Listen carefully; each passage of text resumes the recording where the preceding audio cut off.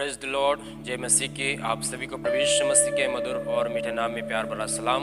आशा करता हूं कि आप सब खुश होंगे, आनंदित होंगे और प्रभु की सेवकाई में आगे बढ़ रहेंगे। फिर से मैं आपको हमारे यूट्यूब चैनल में प्रभु के वचन को सुनने के लिए स्वागत करता हूं और प्रभु के वचन को लेकर फिर से मैं आपके बीच में हाजिर हूं और प्रभु के वचनों से हम आज भी फिर कुछ सीखने का प्रयास करेंगे। प्रभु का वचन क्या कहता है और वचन के आधार पर हमें जीवन जीना है, कैसे जीना है और किस रीति से हमें प्रभु की सेवकाई करना है, इसके बारे में आज प्रभु के वचनों से हम कुछ सीखने के लिए हम आज प्रयास करेंगे। बहुत सारे लोगों के जीवन में कुछ समस्या परेशानी होती है, परंतु आज जो विषय मैं आपके लिए लेके आया हूँ वो आपके आपको बहुत ही हेल्पफुल होगा, आपके लिए बहुत ही एक आशीर्वाद का कारण बनेगा। बहुत ही आपको ये वचन, ये मैसेज आपको उत्तेजना देगा और प्रभु की सेवकाई में आगे बढ़ने के लिए प्रभु आपको सहायता करेगा। आज हम फिर से प्रभु के वचन को लेकर आपके बीच में है और आज जो हम आपके बीच में बोल रहे हैं कि आपको किसने चुना है,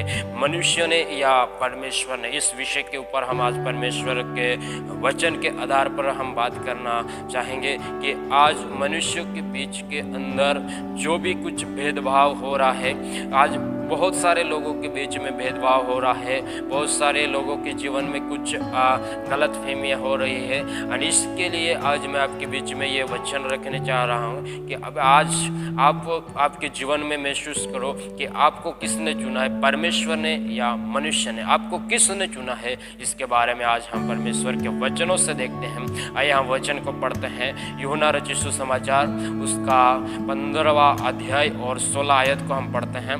उसमें क्या लिखा है कि परमेश्वर ऐसा लिखा है। आइए हम वचन को पढ़ लेते हैं, फिर इसके बारे में हम एक्सप्लेन करेंगे और समझने का एक प्रयत्न करेंगे कि प्रभु का वचन क्या कहता है।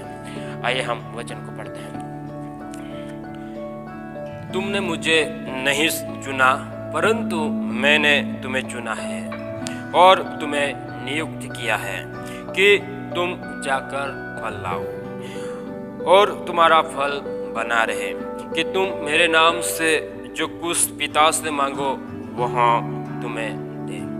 पढ़े हुए वचन पे प्रभु आशीष दे। आइए इस वचन को हम समझने का प्रयास करते हैं।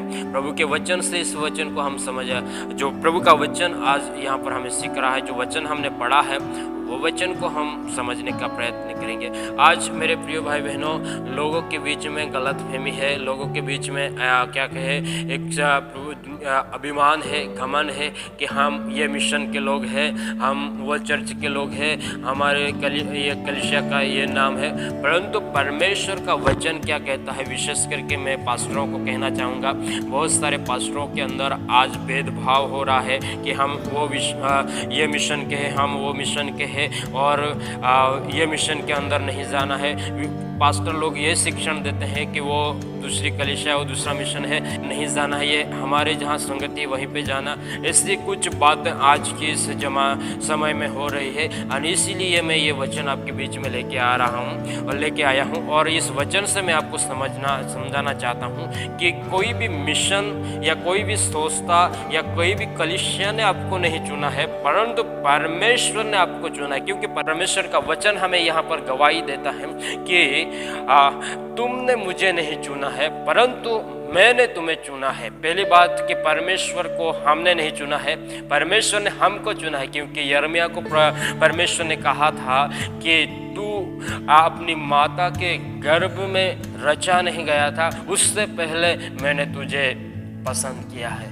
मेरे प्रिय भाई बहनों, परमेश्वर का वचन कहता है कि तू इस पृथ्वी पर जन्म नहीं लिया था, उससे पहले मैंने तुझे भविष्यवक्ता, एक इजराइल भविष्यवक्ता मैंने तुझे नियुक्त किया है। यिर्मयाह के साथ परमेश्वर ने वाचा बांधी, बात किया। मेरे प्रिय भाई बहनों, आज मैं ये वचन आपके बीच में रखना चाहता हूँ। पहली बात हम देख रहे हैं कि परमेश्वर को हमने नहीं चुना है, परंतु परमेश्वर ने हमको चुना है। परमेश्वर ने हमें चुना है, पसंद किया है और नियुक्त भी परमेश्वर ने किया है।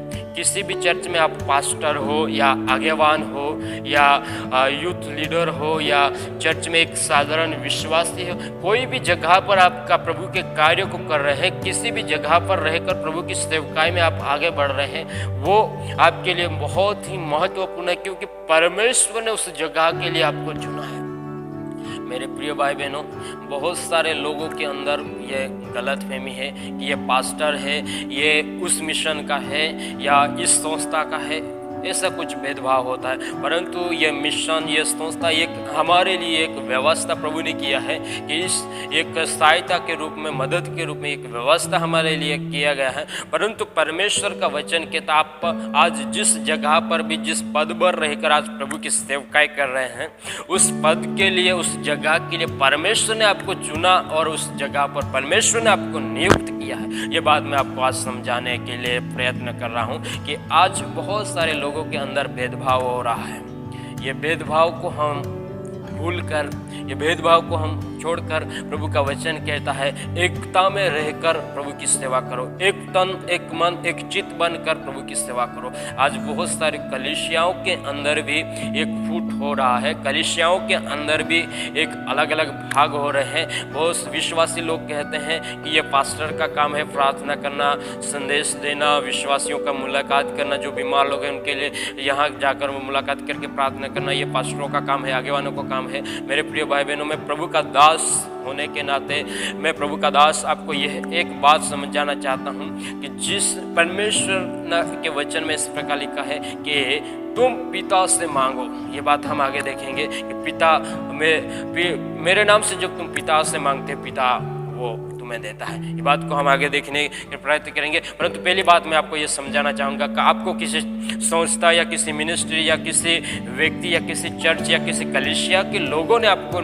चुना नहीं है और चुना आप नहीं है, परंतु परमेश्वर का वचन कहता है कि परमेश्वर का वचन कहता है कि मैंने तुम्हें चुना है और नियुक्त किया। आज जिस जगह पर भी रहकर आप प्रभु की सेवकाई कर रहे हैं, उस जगह के लिए परमेश्वर ने आपको चुना है, परमेश्वर ने आपको पसंद किया है और उस जगह पर नियुक्त किया है। और दूसरी बात हम प्रभु के वचन से देखते हैं, दूसरी बात मैं आपके बीच में रखना चाहूँगा कि परमेश्वर ने हमें नियुक्त किया है। पहली बात हमने देखा कि परमेश्वर ने हमें चुना है। दूसरी बात कि जिस जगह पर भी रहकर, जिस स्थान पर, पद पर रहकर प्रभु की सेवकाई कर रहे हैं, आज चाहे आप विश्वासी हो, चाहे आप चर्च के आगेवान हो, चाहे आप चर्च के एक पास्टर लीडर हो, आगे हो, परंतु ये जगह के लिए परमेश्वर ने आपको चुना है, परमेश्वर ने इस जगह के लिए आपको पसंद किया है और वो कार्य को प्रभु ने आपको सौंपा है। उस कार्य को विश्वास योग्यता से प्रभु के आने तक करते रहे। तीसरी बात मैं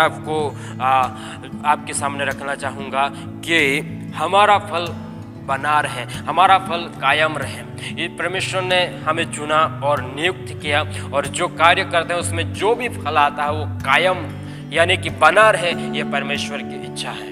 परमेश्वर की इच्छा है कि जो भी हम कार्य करते हैं उसमें हमें सफलता मिले, पर जो भी कार्य हम करते हैं उसमें प्रभु हमें सहायता करता है, मदद करता है। और प्रभु का वचन कहता है जो भी आपने मेहनत किया है, जो भी उस मेहनत के द्वारा आपको प्रतिफल मिला है वो कायम बना रहे। और मैं आपके बीच में चौथी बात रखना चाहूँगा कि चौथी बात मैं आपके सामने रखना चाहता हूँ, इसमें प्रभु यीशु मसीह इस प्रकार कहते हैं कि तुम मेरे नाम से जो कुछ पिता से मांगो वह तुम्हें दे। मेरे प्रिय भाई बहनों, जब भी हम कुछ मांगते हैं तो प्रभु यीशु मसीह के नाम से, जैसे कि हमने प्रार्थना किया और प्रार्थना समाप्त होती है और समाप्त होती है उस समय में ऐसे कहते हैं कि प्रभु यीशु मसीह के नाम से आमीन, यानी कि हम प्रभु यीशु मसीह के नाम से पिता के पास प्रार्थना करते हैं। मेरे प्रिय भाई बहनों, ये वचन मैं आपके लिए और ये वचन आपके लिए और मेरे लिए है, हम सबों के लिए वचन है और इस वचन के आधार पर हमें जीवन जीना चाहिए। मेरे प्रिय भाई बहनों, कोई भी व्यक्ति या मिशन संस्था ने हमें नहीं चुना है प्रभु की सेवकाई के लिए, परंतु परमेश्वर का वचन कहता है कि मैंने तुझे चुना है। परमेश्वर कहता है कि मैंने तुझे चुना है और नियुक्त भी किया है। आज आप जहाँ पे भी है, जो भी जगह पर है, आज परमेश्वर ने आपको पसंद करके उस जगह पर नियुक्त किया है ताकि आप परमेश्वर के कार्यों को आगे बढ़ा सको, ताकि परमेश्वर के सेवकाई को आगे बढ़ा सको। परमेश्वर का जो जीवित वचन है जहाँ पर नहीं पहुँच सका है, ऐसे लोगों के बीच में जाकर परमेश्वर का वचन को आप पहुँचा सको, परमेश्वर की जीवित वाणी को पहुँचा सको, प्रभु यीशु की जीवित गवाही को पहुँचा सको। इसलिए परमेश्वर ने आपको चुना है, इसलिए परमेश्वर ने आपको एक नियुक्त किया है। मेरे प्रिय भाई बहनों, ये बातों को आप समझने का प्रयास करिए। मैं प्रभु का दास होने के नाते आप सबों से यही विनती करूंगा, आज से आपके जीवन में जो भी गलतफहमी है वो गलतफहमी को आप दूर करें और एक तन, एक मन, एक चित होकर प्रभु की सेवकाई के अंदर आगे बढ़ते रहें और प्रभु की सेवकाई में आगे बढ़े। और प्रभु की सेवकाई, प्रभु यीशु मसीह जब इस बादलों पर होकर इस जमीन पर आने वाला है, उस आएगा, उस समय तक हमें जो काम प्रभु ने दिया है विश्वास योग्य बने रहकर करते जाना है। प्रभु का वचन कहता है कि अंत तक जो विश्वास योग्य बना रहेगा उसी को प्रभु उसके राज्य में लेके जाएगा, उसी को परमेश्वर उसके राज्य में प्रवेश देगा। इसलिए मेरे प्रिय भाई बहनों, जो भी आज कलीसियाओं के अंदर, चर्च के अंदर भेदभाव हो रहा है वो भेदभाव को दूर करें और प्रभु के वचन के आधार पर एक तन, एक मन होकर प्रभु की सेवकाई में आगे बढ़ने का प्रयास करें। मेरे प्रिय भाई बहनों, आज आपके जीवन में विचार करो, आप सोचो कि आज आप जिस जगह पर, उस जगह के लिए आपको किसने चुना है, परमेश्वर ने या मनुष्य ने या किसी संस्था या किसी मिशन ने आपको चुना है। ये आज आप नियुक्त करो, निर्णय करो, आज आपके जीवन में विचार करो कि जो काम मैं प्रभु की सेवकाई के, जो प्रभु के लिए मैं जो काम कर रहा हूँ, इस काम के लिए, इस कार्य के लिए, इस सेवकाई के लिए आज मुझे किसने चुना है, किसने चुना है और किसने नियुक्त किया है। मेरे प्रिय भाई बहनों, आज आप विचार करो आपके जीवन में। मेरा प्रिय भाई बहनों, प्रभु का वचन कहता है कि प्रभु ने हमें चुना है, प्रभु को हमने नहीं चुना, प्रभु को हमने नहीं पसंद किया, परंतु परमेश्वर का वचन कहता है कि प्रभु ने हमें चुना है और नियुक्त किया है। और तीसरी बात, इसलिए परमेश्वर ने हमें नियुक्त किया है कि हम दुनिया, पृथ्वी के छोर तक जाकर प्रभु के वचन की सेवकाई करें, प्रभु की सुवार्ता को प्रचार करें, प्रभु की गवाही को प्रचार करें, ताकि जो कुछ हम कार्य करते हैं वो फल कायम बना रहे, टिका रहे। इसके लिए प्रभु ने हमें नियुक्त करके प्रभु ने हमें कार्य को सौंपा है। प्रभु का वचन कहता है कि जो कुछ हम प्रभु यीशु मसीह के नाम से पिता से मांगते हैं वो प्रभु हमें देता है। इसलिए हम प्रभु यीशु मसीह को आपके जीवन में एक जीवन आदर का एक नमूना रखो। मेरे प्रिय भाई बहन, प्रभु यीशु मसीह को आपके जीवन में कार्य करने दो। पवित्र आत्मा को आपके जीवन में कार्य करने के लिए एक अगुवाई, पवित्र आत्मा को आप प्राप्त करके उसके अगुवाई के अनुसार, जो प्रभु यीशु मसीह का आत्मा है उसको प्राप्त करके उसकी इच्छा और उसके अगुवाई के अनुसार आप सेवकाई में आगे बढ़ते जाओ। प्रभु आपको आगे बढ़ने के लिए सहायता करेगा, अगुवाई करेगा, पवित्र आत्मा आपको सहायता करेगा, मदद करेगा। इस वचन के द्वारा प्रभु आपको आशीष देगा। मैं आशा करता हूँ यह वचन आपके लिए बहुत ही हेल्पफुल होगा, ये बहुत ही आपके जीवन में एक आशीर्वाद का कारण बनने पाएगा। मेरे प्रभु के चरणों में प्रार्थना है कि प्रभु के वचनों के द्वारा आप आशीषित पाए। और मैं आपका साथी भाई ये विनती करूँगा कि ये मैसेज, ये प्रभु के वचनों आप आपके दोस्तों में या आपके कुटुंब के लोगों के बीच में शेयर कर सकते हैं। और ये वचन के द्वारा आपके जीवन में प्रभु ने कैसा कार्य किया, इस वचन के द्वारा आपके जीवन में आपने क्या सीखा, आप हमें कमेंट बॉक्स में कमेंट करके बता सकते हैं। और आपके जीवन में क्या बातों की कौन सी बातों की आवश्यकता है, क्या कौन सी बातों की आपको ज़रूरत है, किस विषय में आप प्रभु का वचन सुनना चाहते हैं, वो बात हमें कमेंट बॉक्स में बताइए, ताकि हम आपके लिए उस विषय पर, उन बातों के आधार पर प्रभु के वचनों से हम आपके बीच में प्रभु का वचन रख सके। इसके लिए आप कमेंट में ज़रूर कमेंट बॉक्स में कमेंट करें। और मैं आशा करता हूँ कि प्रभु आप सबों को इस वचन के द्वारा आशीष देगा और आशीष आप होंगे। यही प्रभु के चरणों में प्रार्थना है। प्रभु यीशु मसीह के मधुर और मीठे नाम में फिर से आप सभी भाई बहनों को प्यार भरा सलाम। Praise the Lord. जय मसीह की। आमीन।